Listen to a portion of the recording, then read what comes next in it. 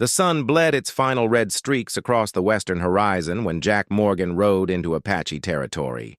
His horse, a tired bay with ribs showing beneath its dusty hide, stumbled on loose stones as they descended into the valley.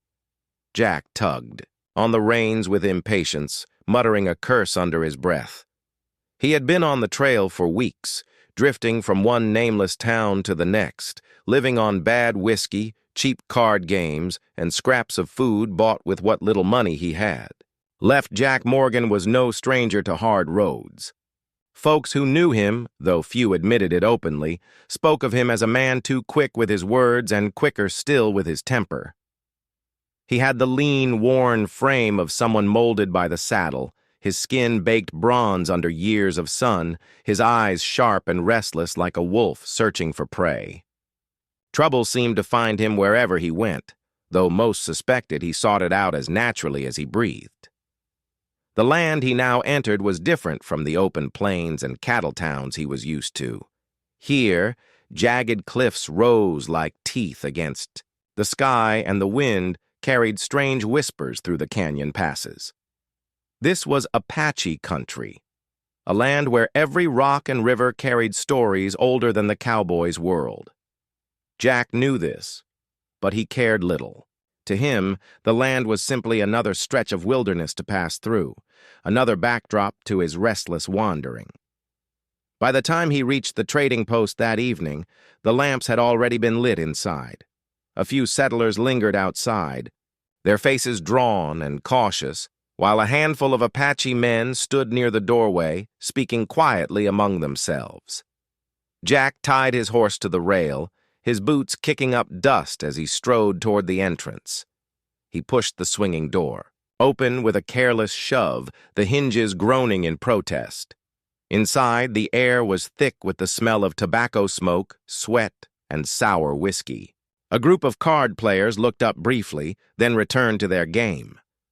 The barkeep, a balding man with tired eyes, raised his brows when he saw Jack, but said nothing. It wasn't the first time a drifter had come through, and it wouldn't be the last. Still, something about Jack carried the edge of unpredictability that set people on guard. Jack walked to the counter, slapped a silver coin down, and ordered a bottle.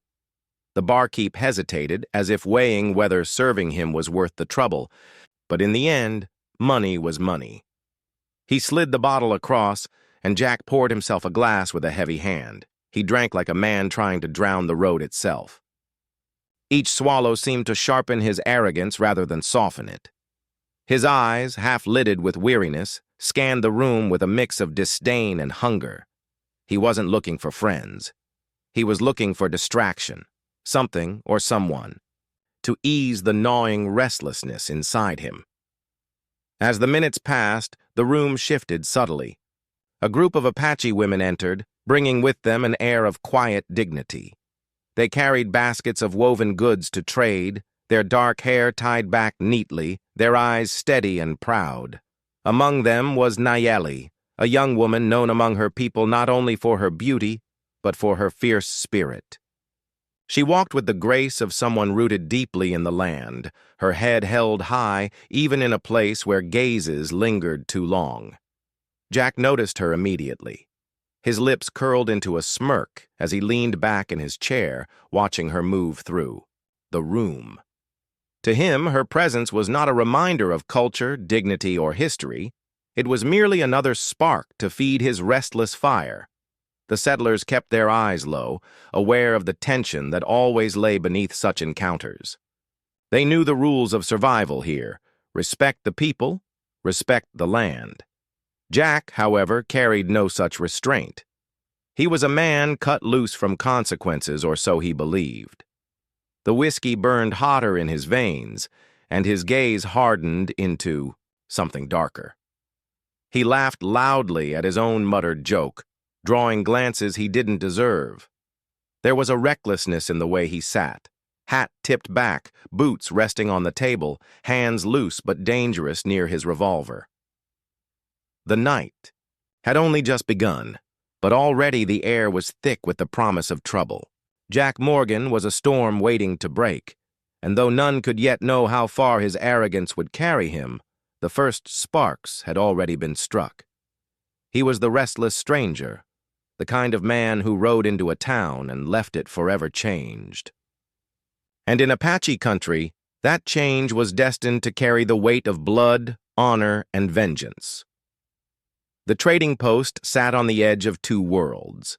By day, it was a place of barter, where settlers exchanged flour and tools for the Apaches' hides, beads and baskets. By night, it became something else entirely, a fragile truce held together by whiskey, wary stares, and the understanding that one wrong word could set sparks to dry tinder. That evening, the fire outside the post burned bright, crackling against the cool desert air. Settlers sat on rough benches, their shoulders hunched, trading stories in low voices. Apache families gathered near the flames as well, their presence quiet yet commanding, each movement laced with centuries of pride and tradition. Jack Morgan leaned against the post wall, bottle in hand, eyes sharp despite the whiskey haze. He didn't care much for community, but tonight the campfire gathering offered him a stage. Trouble followed him like a shadow, and he felt it stirring again. The Apache women unpacked their woven goods to trade, blankets of intricate patterns, baskets strong enough to last years. Their hands moved with patience and skill, their expressions calm. Among them was Nayeli, her dark hair gleaming in the firelight, her posture strong and unyielding. Even in stillness, she radiated a presence that drew attention without asking for it. The settlers gave her respectful space. They knew her name, her lineage. She was the daughter of a respected elder, and though young, she carried herself with authority. A few whispered of her courage, how she had once led children through a storm when even the men hesitated. Others spoke of her voice, clear, commanding, yet warm. Jack, however, saw only an opportunity for mischief. His mind, dulled by drink and sharpened by arrogance, twisted respect into mockery. "Fine handiwork," he called out loudly, his voice cutting across the fire's crackle. "But I reckon it's the hands that are finer." The words turned heads. The settlers stiffened, their eyes darting between the cowboy and the Apache. Some silently cursed Jack for his recklessness, knowing the ground they all stood on was sacred, balanced on unspoken rules. Nayeli's gaze met Jack's. She did not flinch, nor did she shrink back. Her eyes, dark and steady, held him as firmly as a lasso might a wild horse. She said nothing, letting silence answer his words. It was a silence heavy with dignity, a refusal to descend into his game. But Jack wasn't finished. He pushed off the wall, sauntering closer to the fire, his boots scuffing the dirt with exaggerated steps. He tipped his hat back and smirked, his voice louder now. "Ain't no shame in smiling, darling," he mocked. "This here's a gathering, not a funeral." The Apache men by the fire shifted, their faces hardening. One reached for his knife, but an elder placed a hand on his arm, steadying him. Apache custom held restraint as strength, and though anger simmered, they waited to see what Nayeli would do. Nayeli finally spoke, her voice calm but sharp as flint. "You carry a loud tongue for a man with an empty spirit." The words struck, deeper than any blade.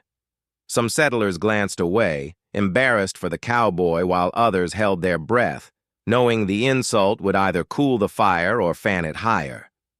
Jack's smirk faltered for a heartbeat, then returned with double the arrogance. He raised his bottle, pretending to salute her. "Empty spirit, huh? Maybe you're right. Maybe you ought to fill it for me." The settlers groaned inwardly. This was no longer drunken jest. This was insult, a public shaming of a woman whose people valued dignity above all. In Apache culture, honor was woven into every word and gesture. To belittle a woman before her kin was to wound the entire tribe. Nayeli did not answer again. Her silence spoke louder than words. She turned her gaze away, not out of defeat, but because his noise did not deserve more of her strength. Jack laughed, mistaking her restraint for victory.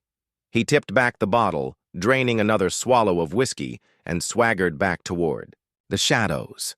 The fire crackled on, but the mood had shifted. What had once been a fragile peace was now a storm waiting to break.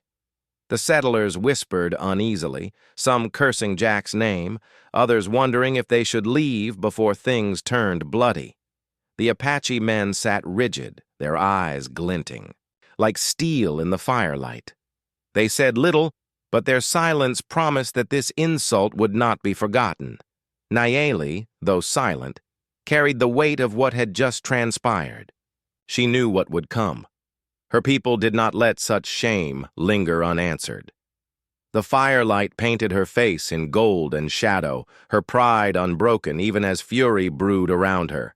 Jack, blind to all of it, sank into the night with a grin, thinking, himself the victor. He didn't see the warriors exchange looks.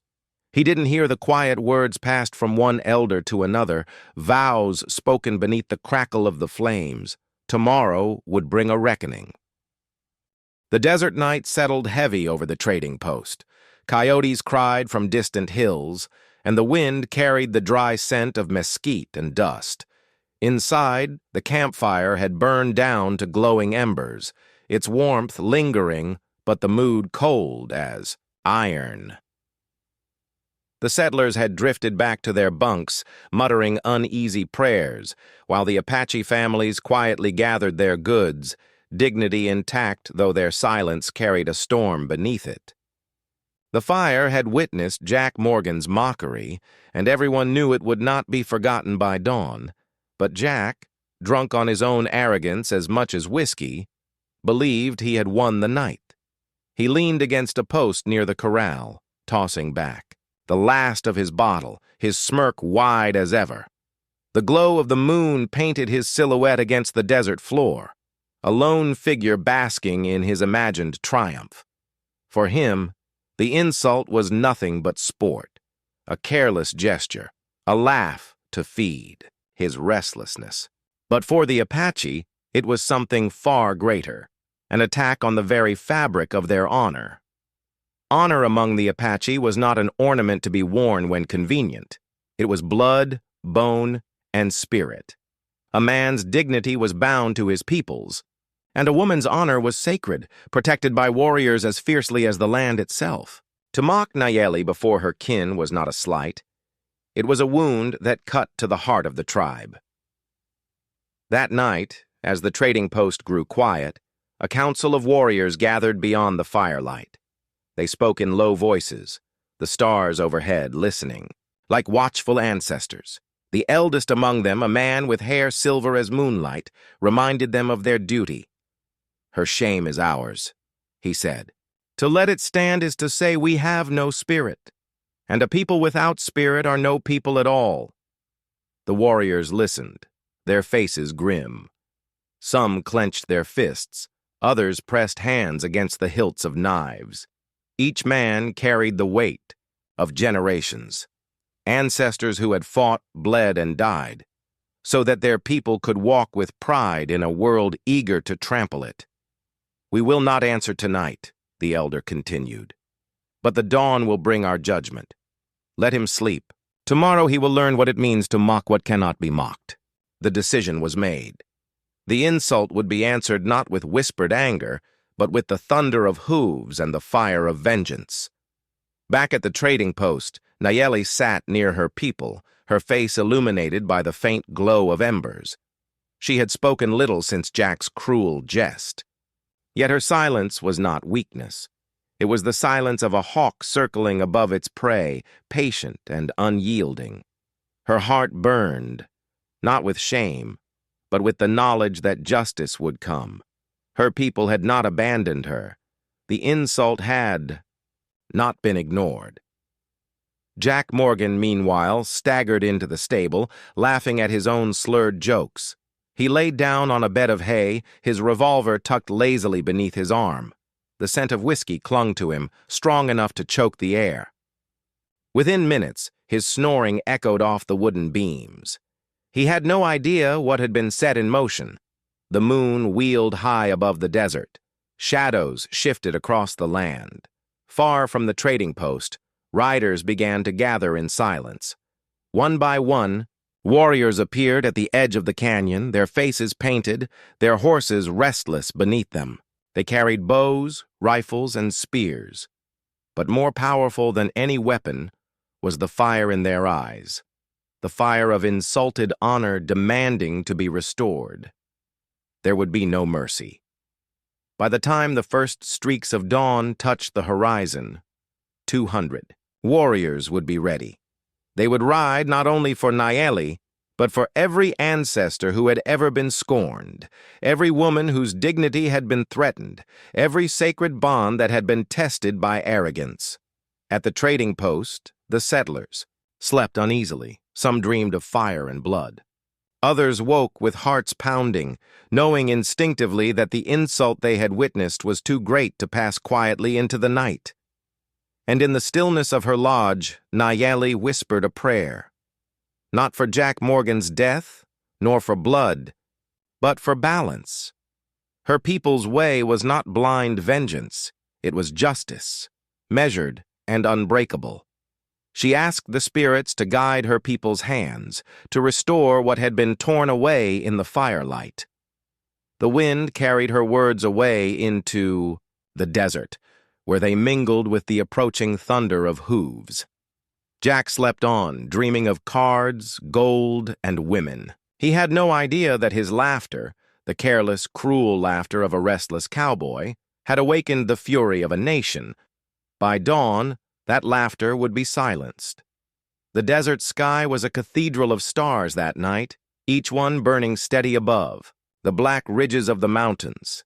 The moon sat low, a pale guardian watching as shadows moved silently through the canyon trails. They came one by one, warriors wrapped in buckskin and paint, their horses' hooves muffled by the sand. By the time the last rider had arrived, the valley was alive with the quiet presence of 200 Apache men. No fires were lit. No songs were sung. This was not a gathering for celebration, but for judgment.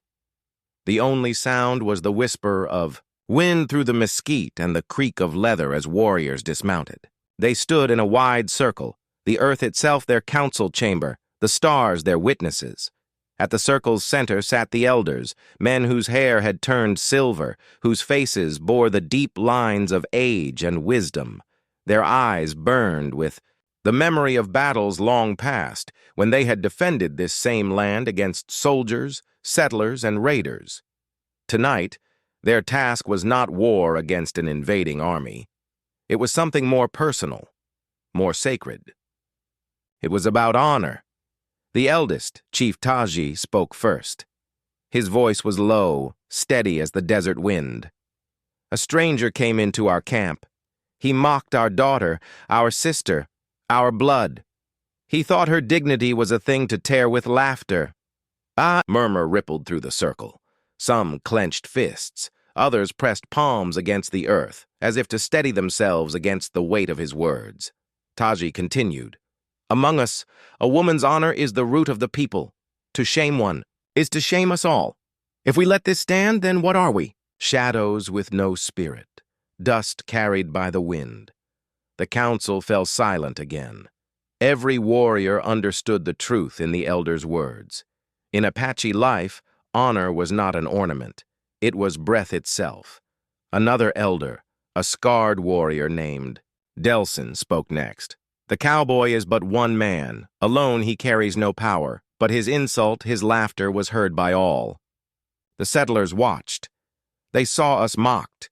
If we do nothing, they will think us weak. Tomorrow they will mock us again, and the next day they will take more than laughter. His words struck hard. Many nodded, their eyes flashing. It was not simply about the cowboy. It was about the example.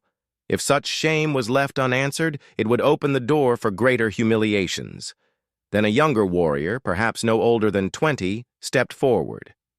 His face was painted black across the eyes, his voice sharp. Let us take him now. Let us drag him into the dust before he wakes. One stroke of the knife, and this insult is gone. The council stirred, but Chief Taji raised his hand, and silence returned. His gaze settled on the young warrior, firm but patient. "Vengeance is easy," the chief said. "But vengeance alone is not justice. Justice is measured, carried out beneath the eyes of the spirits. If we strike in darkness, we act as thieves. If we strike in light, we act as men." The circle bowed their heads at his wisdom. Among the Yas, Apache, action was never taken without balance. Revenge was hot fire, burning quick, leaving only ashes. Justice was steady flame, lasting, undeniable. Nayeli's father, a man of few words, finally rose. His face was stone, but his voice carried weight like thunder. "My daughter was mocked, her honor broken before all. This is not only my wound, it is the tribe's wound. If 200 warriors ride at dawn, the world will know. No man breaks what is sacred and lives untouched." A low chant rose, not loud but deep, like the growl of distant thunder.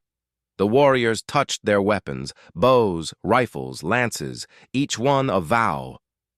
They painted their faces with red, the color of war, and black, the color of justice. In silence, they pledged themselves to the ride. One by one, they mounted their horses again, not to leave, but to prepare. Saddles creaked, leather straps tightened, and the valley filled with the sound of quiet readiness. 200 hearts beat as one. Chief Taji stood tall, raising his hand toward the stars. "Tomorrow the sun will rise on justice. Our daughter's shame will be lifted, our people's honor restored, and the cowboy will learn that his laughter is nothing against the spirit of a nation." The warriors lowered their heads, accepting the vow. The council was ended, not with cheers or cries, but with silence so deep it seemed to echo across the desert. In the distance, the trading post slept unaware, the lone cowboy snoring in his bed of hay. He dreamed of gold and card games, ignorant that 200 men were painting their faces, sharpening their blades, and tying eagle feathers into their hair. By dawn, the desert would tremble beneath hooves, and when the sun rose, Jack Morgan's laughter would be answered. The stable smelled of old hay, manure, and horse sweat, a mix most men found unpleasant, but to Jack Morgan, it was just another place to lay his head. He'd slept in worse, cold gulches with rattlers for company, jail cells with fleas biting through his shirt, and one godforsaken night in a coffin-maker's shop after the undertaker found him half dead from whiskey. Compared to all that, a pile of hay and a roof overhead felt almost like luxury. He sprawled out lazily, boots still on, revolver tucked into the crook of his arm, hat tipped low over his face. The whiskey haze pulled him down quick, drowning, the echoes of the campfire gathering. If the memory of Nayeli's steady eyes lingered at all, he dismissed it with a crooked grin before drifting off. Sleep took him in fits, restless, fevered dreams that played like broken reels of film. Cards slapped onto a table, gold coins spilling from his hands, women with painted lips and laughter sharp as knives. Then shadows, the kind that whispered warnings he never cared to heed. Jack had always been a man chased by his own ghosts, but tonight they seemed closer than ever. Outside the stable, the desert held its breath. The stars still blazed, but the edge of the horizon had softened to a faint line of gray. The hour before dawn, the hour when night is most dangerous, when coyotes hunt and spirits are said to walk. In the silence, Jack shifted in his sleep, his hand brushing the worn grip of his revolver as if even his dreams knew the weight of violence waiting just beyond the horizon. The settlers slept uneasily in their bunks, though few could explain why. Perhaps it was the tension in the air, or the look they had seen in the Apache warriors' eyes. They had lived long enough on the frontier to recognize when something had broken past mending. Tonight something had broken, but Jack slept soundly, a man who mistook arrogance for invincibility. In his dream, he was back at a poker table in El Paso. The room was filled with cigar smoke, the clatter of chips, the murmur of men gambling, away their souls. Jack held a winning hand, and as he tossed his chips in, the faces around him shifted, men's features melting into painted Apache warriors, their eyes sharp, unblinking. At the far end of the table sat Nayeli. She wasn't smiling, she wasn't afraid. She simply stared at him, her silence heavier than any bullet. Jack woke with a jolt, his revolver half drawn before he realized the stable was empty, the only sound the restless snort of his horse. He spat, shook his head, and laughed at himself. "Damn whiskey," he muttered, shoving the gun back into its holster. Still, the dream clung to him like cobwebs. For the first time in a long while, unease gnawed at his gut. He reached for the bottle, but it was dry. With a curse, he hurled it against the stable wall, where it shattered, the sound sharp in the pre-dawn stillness. He lay back down, pulling, his hat over his eyes. "Come morning," he mumbled. "I'll ride south, find a new town, better whiskey, better women, leave this dust behind." But outside, the desert was already stirring with the first echoes of doom. Miles away, the warriors were tightening their saddle straps, painting the last lines across their faces, checking rifles and arrows. Their horses shifted eagerly, hooves striking the earth in impatience. The council's decision had hardened into resolve. When the sun rose, 200 riders would descend like a storm. Jack, unaware, drifted back into sleep. In his dream, the sound of hooves began to rise, faint at first, then louder, like rolling thunder. He twisted in the hay, muttering, brow furrowed. The hooves followed him into the dream, until he saw himself standing in the middle of a canyon as a wall of mounted warriors surged toward him, lances and rifles gleaming in the light. He tried to draw his gun, but his hand moved like it was trapped in molasses. The warriors came closer. Nayeli rode at the front, her hair whipping in the wind, her face steady and unyielding. She raised her hand, not to strike, but to point, straight at him. Jack cried out in his sleep, jerking awake. Once more. His breath came hard, his chest rising and falling. The stable was quiet, but the sound of hooves lingered in his ears. He cursed again, rubbing at his face. "Whiskey dreams," he muttered, though his voice lacked its usual cocky edge. The eastern horizon had begun to glow faintly, streaks of pale light breaking through the black. Jack didn't notice. He pulled, his hat low, trying to snatch one last hour of sleep before morning. But morning was no friend. Morning carried with it the sound of 200 horses riding for vengeance. The first pale breath of dawn crept over the horizon, spilling silver, light across the desert. The stars faded. The moon sank low, and the land seemed to hold itself still, waiting.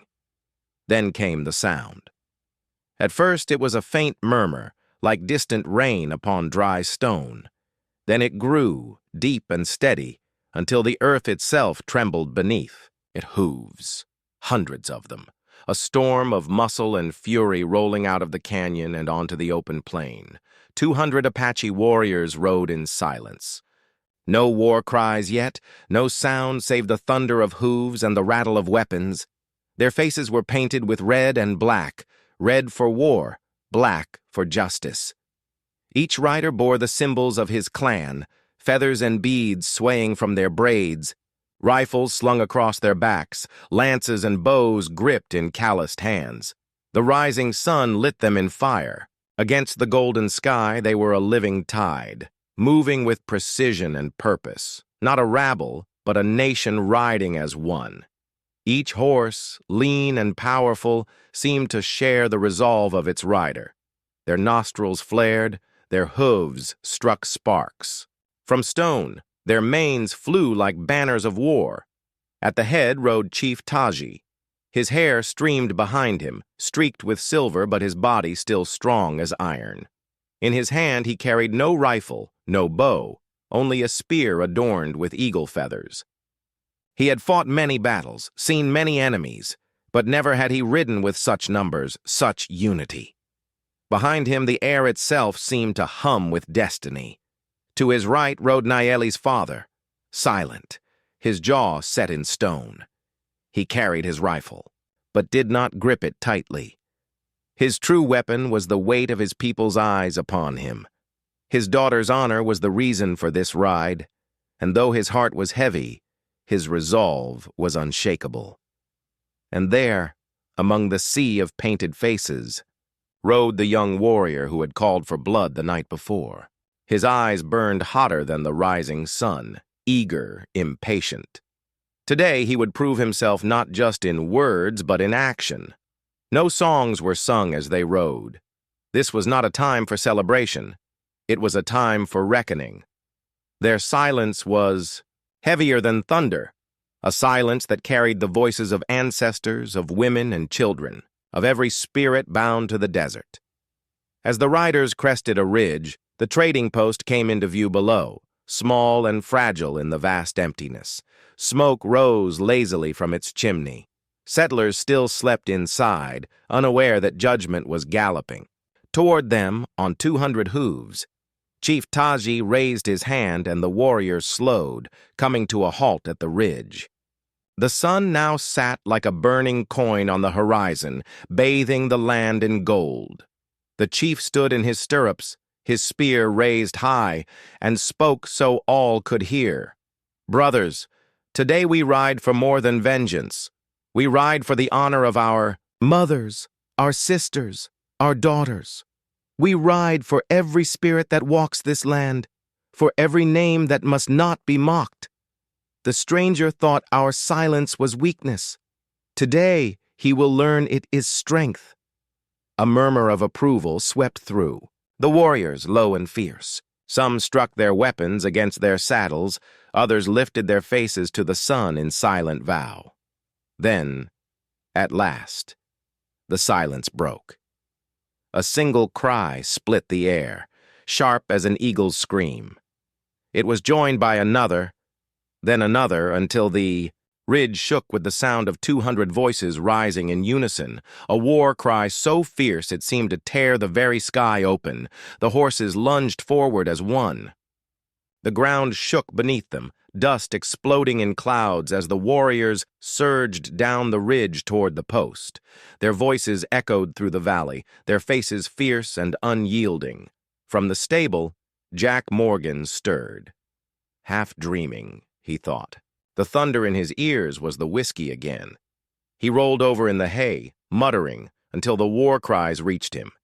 His eyes snapped open. The sound was real. He scrambled to his feet, fumbling for his revolver, heart pounding as the roar grew. Louder. He staggered outside just as the first line of riders appeared on the ridge, their painted faces blazing in the sunlight, their weapons raised high. 200 warriors rode for him. Jack's mouth went dry. For the first time in years, his grin failed him. The storm had come. The first rays of dawn lit the trading post in a pale, golden glow, stretching long shadows across the dirt. Birds had only just begun to stir when Jack Morgan stumbled out of the stable, boots crunching in the dust. His head ached, his mouth was dry, and his nerves were raw from a night of whiskey and fever dreams. He rubbed at his eyes and squinted toward the horizon, thinking he'd heard thunder. But the sky was clear, the air dry as bone. He frowned, tipping his hat back, straining to listen. Then it came again, deep, steady, rolling. Not thunder, hooves. Jack's gut tightened. He staggered forward a few steps, revolver loose in his hand. Over the ridge, the horizon boiled with dust. Then the dust parted, and he saw them. 200 Apache warriors, faces painted red and black, streamed over the rise like a flood of fire and steel. Their war cries cut through the morning stillness, shrill and fierce, echoing off the canyon. Walls. Spears glinted, rifles caught the sun, and their horses thundered as one. It was not a charge of men, it was the earth itself risen to devour him. Jack froze. His usual smirk, his swagger, his practiced bravado, all of it drained from him in an instant. His throat went dry, his breath shallow. He had always laughed at danger, stared it down with cocky eyes, but this was no saloon brawl, no poker table quarrel. This was an army. This was justice coming on horseback. Behind him, the settlers spilled out of the bunkhouse, rubbing sleep from their eyes, then stopping dead as the sound reached them. Their faces turned pale. Mothers pulled children close. Men who had seen raids before knew at once this was different. This was not a skirmish. This was judgment. Jack spun toward them, panic cracking his voice. "Where's my horse?" he barked, fumbling with his revolver. "Get me my damn horse!" The settlers didn't move. They only stared, some with pity, others with grim satisfaction. They had seen his arrogance, his cruelty the night before, and now they understood. The cowboy had brought this storm upon himself. Jack's eyes darted wildly. His horse was still tied at the rail, stamping nervously, nostrils flaring at the scent of oncoming riders. Jack bolted toward it, nearly tripping over his own boots. His hands shook as he fumbled with the reins, his revolver slipping from his grip into the dirt. The war cries grew louder, closer. Dust swept across the post, stinging eyes, clogging lungs. Jack yanked the reins free and tried to throw himself into the saddle, but the horse reared, terrified by the approaching roar. Jack cursed, pulling hard, fighting the beast that no longer trusted him. "Steady! Steady, damn you!" he shouted, though his own voice cracked with fear.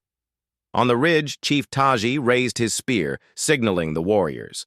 The tide of riders split, sweeping left and right, circling the post like wolves around a wounded animal. The ground shook as they closed in, forming an unbroken wall of horse and man, trapping Jack and the settlers inside. Jack's horse bucked, throwing him backward into the dust. He scrambled to his feet, face streaked with dirt and sweat, revolver shaking in his hand. His eyes darted from side to side, searching for a gap, a chance of escape. There was none. The warriors slowed, their circle tightening. Their cries faded into silence, but the silence was worse than the roar. It pressed against Jack's chest, heavy, suffocating. Hundreds of eyes stared at him, cold and unwavering. Painted faces glared from every side, rifles steady, lances ready. Jack lifted his revolver, hand trembling. He pointed it at the nearest warrior, but his arm shook so violently the barrel wavered like a reed in the wind. He swallowed hard, sweat running down his temples. "Back off!" he shouted, his voice cracking. I'll shoot!" But even as he said it, he knew it was a lie. One bullet against 200 warriors, a spark against a flood. The revolver suddenly felt useless in his grip, a toy in the face of inevitability. The settlers huddled back, silent witnesses. No one moved to help him. No one dared. Jack's breath came fast, ragged. His knees threatened to buckle. For the first time in his life, he felt the full weight of his actions crashing down upon him. The laughter, the mockery, the careless arrogance, all of it had led to this, and now there was no escape. At the front of the circle, Nayeli stepped forward. She sat tall upon her horse, her eyes locked on Jack. Her face was calm, but her gaze burned hotter than the rising sun. Jack's revolver sagged in his grip. His mouth opened, but no words came. He was staring at the one he had mocked, the one whose silence had brought him here. And in that moment, Jack Morgan finally understood. This was not vengeance. This was reckoning. The circle of warriors held tight, their silence sharp as blades. The dust they'd stirred still hung in the air, drifting like smoke after a battle. The settlers stood pressed against the bunkhouse wall, their faces pale, their breaths caught in their throats. Children buried their faces into their mothers' skirts, too frightened to watch, yet unable to block out the thunder that still echoed inside the valley. At the center of it all knelt Jack Morgan. His revolver sagged from his hand, the barrel, pointed uselessly at the dirt. His hat had fallen away, his hair damp with sweat. Dust clung to his face, streaked by the rivulets of fear trickling down his skin. Before him, Chief Taji rode forward. His spear stood tall, feathers whispering in the breeze. The chief's painted face was unreadable, carved from stone, but his eyes carried the weight of a nation's pain. To his right rode Nayeli's father, jaw tight, gaze unyielding. And, just behind them, Nayeli herself sat tall upon her horse, her expression calm, steady, as if she had already spoken all that needed to be said. Jack's eyes flicked between them, wild and desperate. He licked his dry lips and tried to summon his old swagger, the smirk that had carried him through countless saloons and showdowns. But his mouth trembled, betraying him.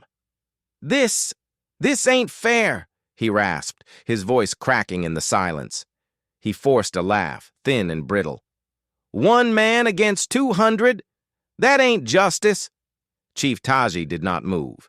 His horse pawed the ground, snorting, but the chief sat unmoving, gaze locked on Jack.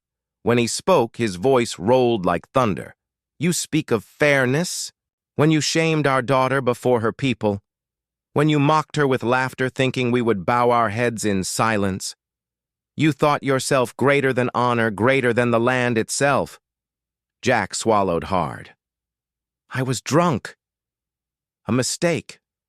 That's all it was. You can't kill a man for that. A murmur rippled through the circle of warriors.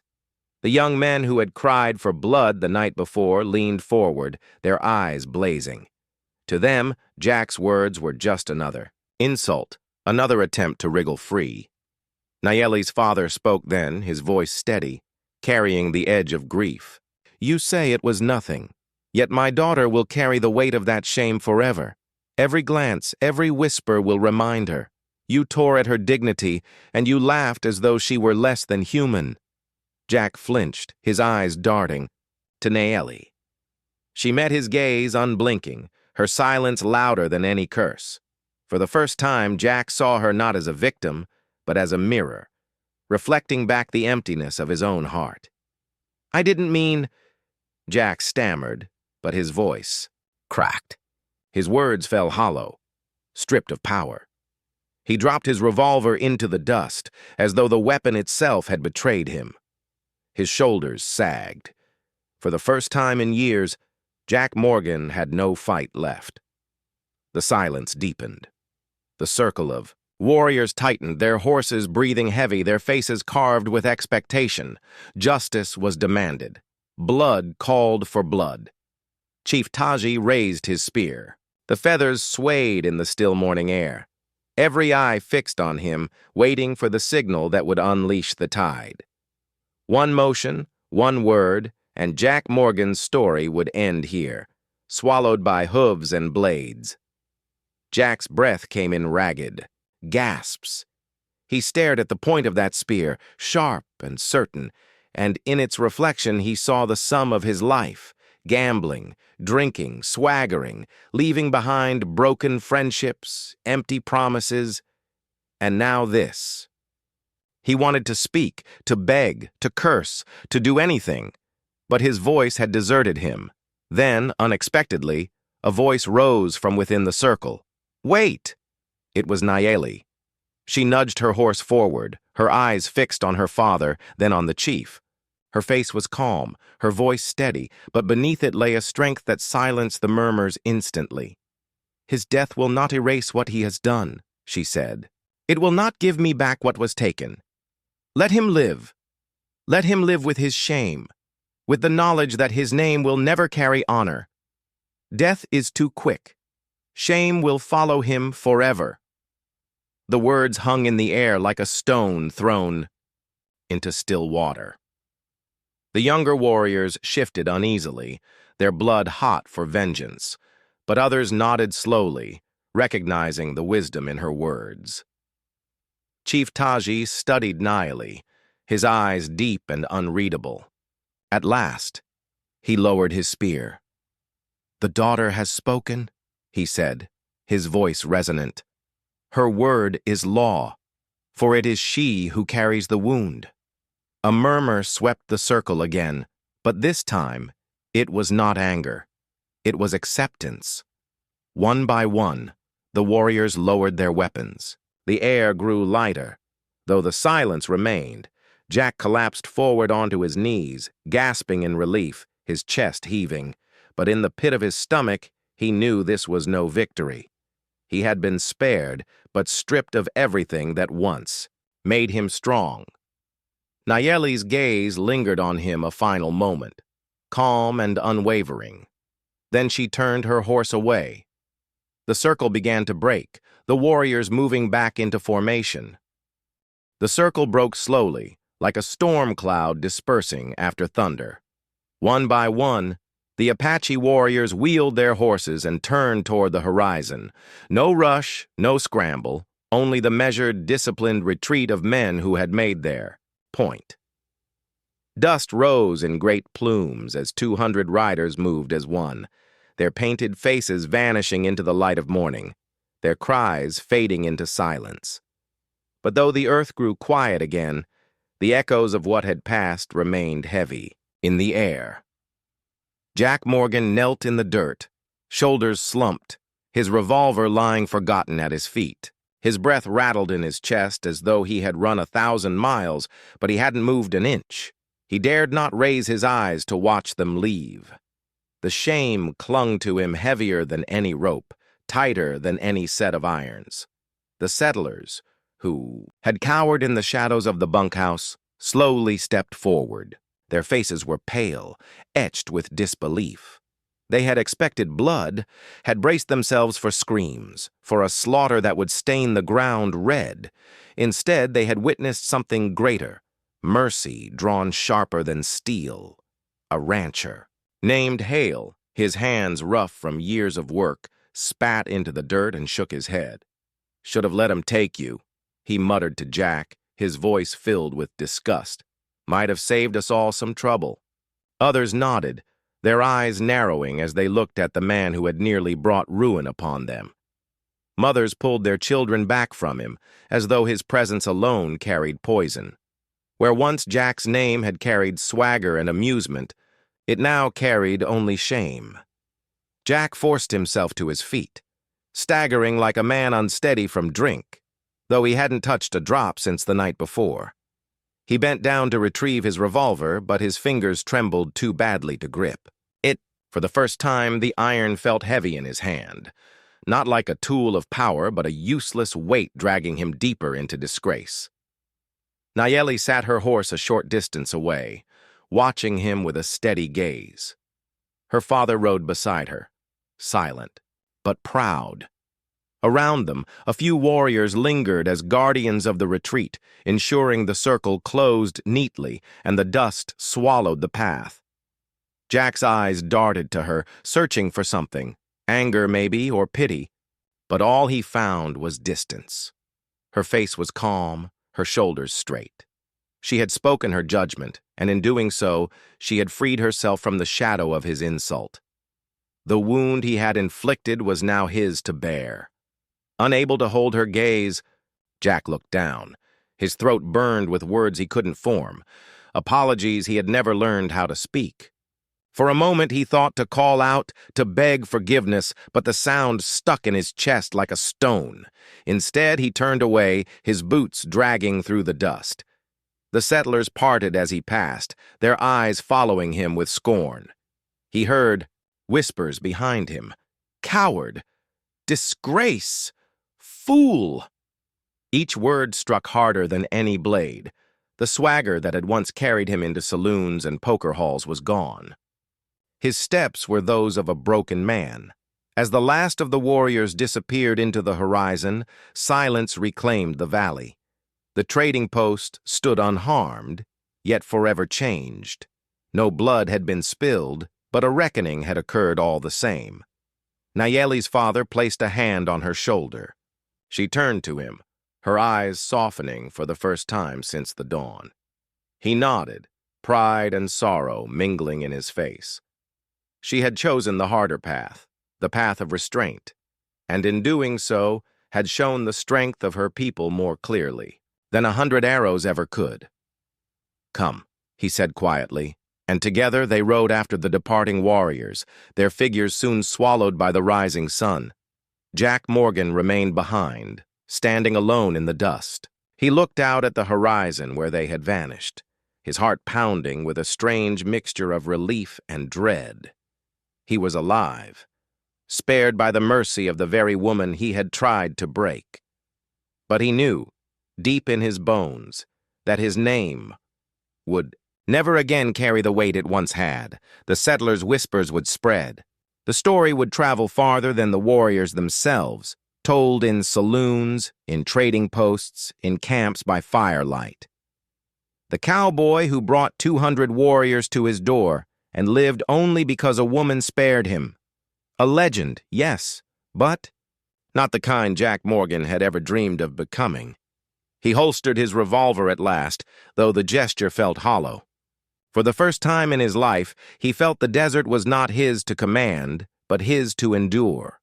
And so, as the sun climbed higher and the dust settled, Jack Morgan walked back toward the stable, his shoulders hunched, his shadow stretched long and thin across the dirt. He had been judged not with death, but with something far heavier, the burden of his own disgrace. Weeks turned into months, but the morning when 200 warriors thundered to the doors of a lonely trading post was never forgotten. It traveled first among the settlers who had witnessed it, whispered at night over stew pots and in the hush of bunkhouses. By the time snow touched the high peaks, the tale had rolled across territories, carried by wagon trains, drifters, and merchants like wind through canyon cracks. At every telling, the story bent a little, as stories always do. Some swore the warriors numbered 300, their horses black as coal. Others claimed Jack Morgan had dropped to his knees begging for his life, tears streaking the dust on his face. Still others insisted the Apache chief himself had declared the cowboys' disgrace with a single, thundering decree. But one detail never changed. It was the woman, Nayeli, who had decided Jack's fate. She who had borne insult without striking back, who had spoken not with a cry of vengeance, but with words that cut sharper than any blade. Her choice spared the settlers from fire and blood, and turned Jack's swagger into dust.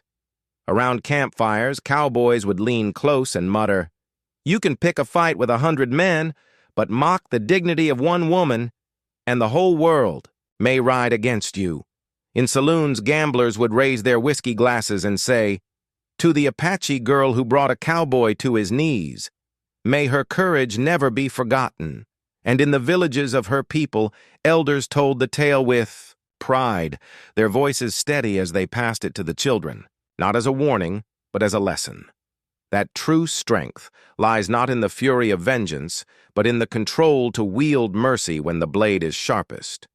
As for Jack Morgan, he carried his shame like a brand no whiskey could burn away. He drifted, from town to town, but his name always traveled faster than his boots. At poker tables, men would smirk and ask if he wanted to wager against 200 warriors. In saloons, barmaids would whisper to one another and shake their heads when he walked in. No duel, no victory, no bounty could scrub away what had been written into the dust that morning. He had dreamed once of becoming a legend. In a way, he had, but not the kind he wanted. Instead of songs sung of bravery, his was a tale of arrogance humbled. A reminder that swagger built on cruelty crumbles at the first real test.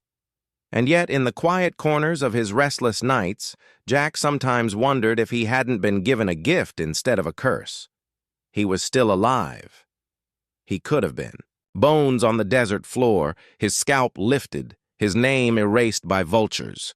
But because of one woman's choice, he lived. He never saw Nayeli again, though he often imagined her gaze, the way her eyes had burned hotter than the desert sun, steady, unyielding, merciful yet unmerciful at once. That image haunted him more than the circle of warriors.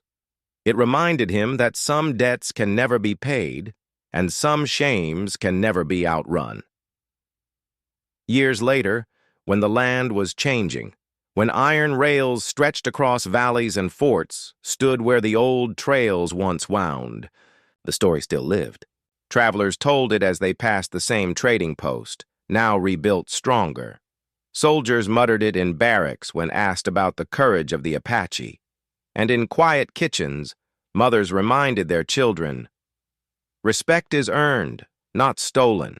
Remember the cowboy who forgot that, and the warriors who reminded him." The story had become more than a tale.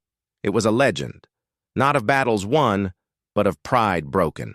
Not of bullets fired, but of silence wielded like steel.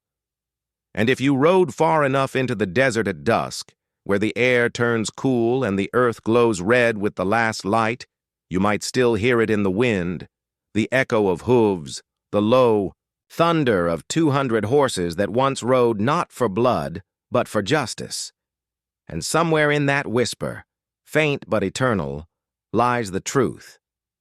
That a cowboy's name can be carved into history, not by the shots he fired, but by the mercy he was, shown when the world came for him. That was the day mercy proved stronger than vengeance. That was the day shame became legend.